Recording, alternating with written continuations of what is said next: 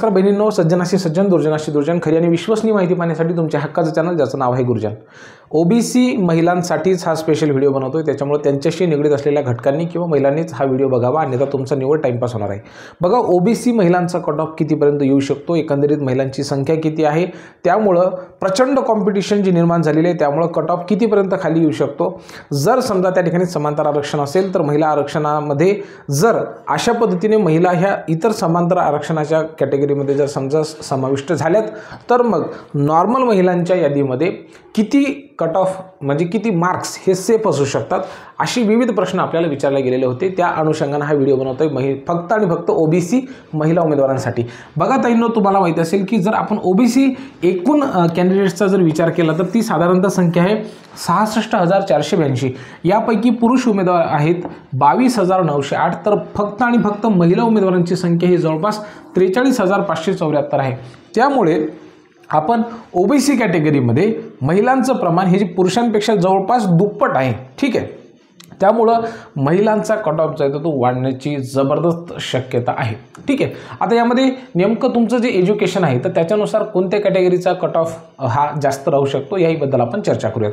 बघा, प्रथमतः जर आपण बघितलं तर ओबीसीला साधारणतः जे आरक्षण मिळतं तर ते किती अभि 27%. यापूर्वीचा जो तुम्ही व्हिडिओ बघितला असेल त्यामध्ये हे सांगितलेलं आहे.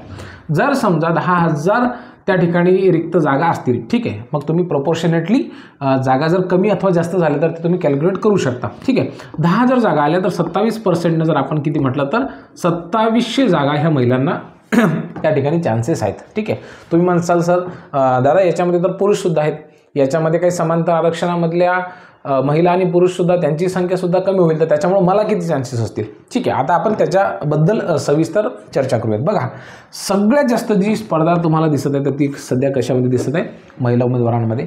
याच्यामध्ये पेपर 1 आणि पेपर 2 पास झालेले ज्या महिला उमेदवार असतील ओबीसी कॅटेगरीमधल्या त्यांचा स्कोर निश्चितच कमी असणार आहे. का बरं? कारण की ज्या विद्यार्थ्यांचं गणित, विज्ञान किंवा त्याच्याशी निगडीत असलेल्या विषयांचं अनुकूल ज्ञान असलेल्या विद्यार्थ्यांनाच चांगले मार्क्स पडलेले आहेत. ठीक आहे, इतर विद्यार्थ्यांना मात्र कमी मार्क्स आहेत, यामध्ये काही एक शंका नाही आहे. ठीक आहे, त्यामुळं ज्या महिला ताईंचं ओबीसी कॅटेगरीमध्ये डीएड झालेलं आहे आणि त्यांचा फर्स्ट पेपर पास आहे तर निश्चित त्यांचा कट ऑफ हा कमी येऊ शकतो. आता तो फक्त किती प्रमाणामध्ये कमी येईल हे कशावरती डिपेंड राहील की 1 ते 5च्या नेमक्या किती जागा निघतात त्यावरती. ठीक आहे, मग 1 ते 5च्या जागा निघाल्याच्या समजा आपण ओव्हरऑल कन्सिडर केलं की 10,000 जागा निघाल्यात. 10,000 पैकी जर समजा 2,000 जागा ह्या ओबीसीसाठी 2,000 जागा ह्या डीएड म्हणजे 1 ते 5साठी जर निघाल्या असतील फर्स्ट पेपरसाठी, तर त्या 2,000 पैकी साधारणतः प्रोपोर्शनॅलिटी आपल्याला किती काढावी लागतील, 27% ओबीसी कॅटेगरीसाठी.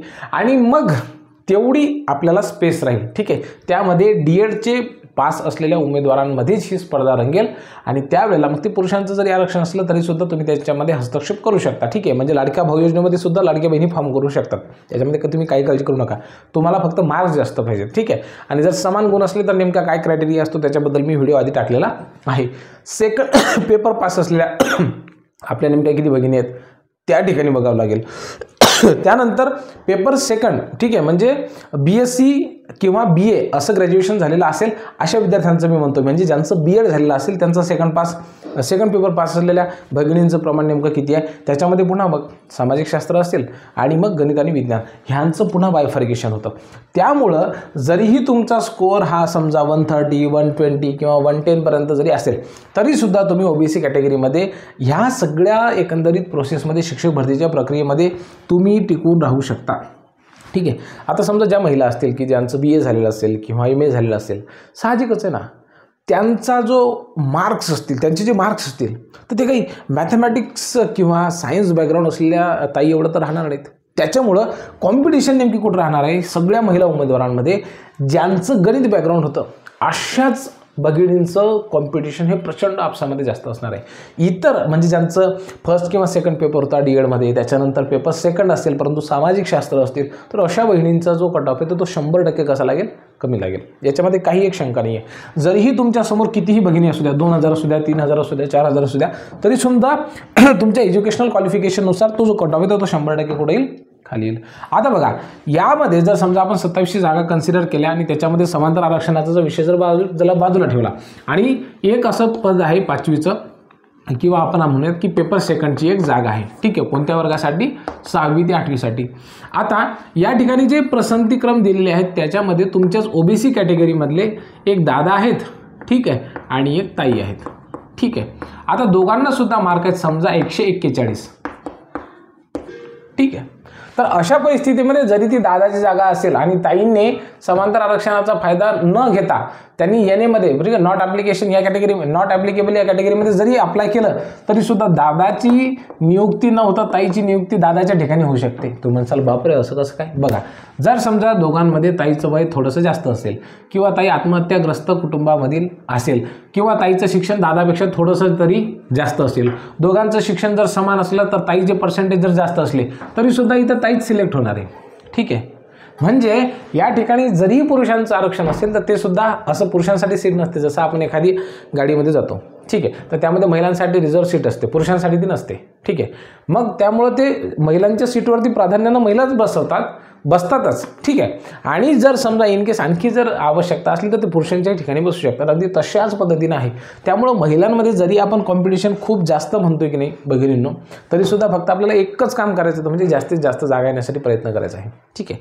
आता जी मंडळी आता संदीप कांबळे सर असतील, त्याच्यानंतर विठ्ठल सरगर सर असतील, ह्यासारखी मंडळी सातत्यानं, भानुशाताई असतील, हे सातत्यानं प्रयत्न करत आहेत. आपण त्यांच्या पाठीमागे कणखरपणे उभं राहिलं पाहिजे.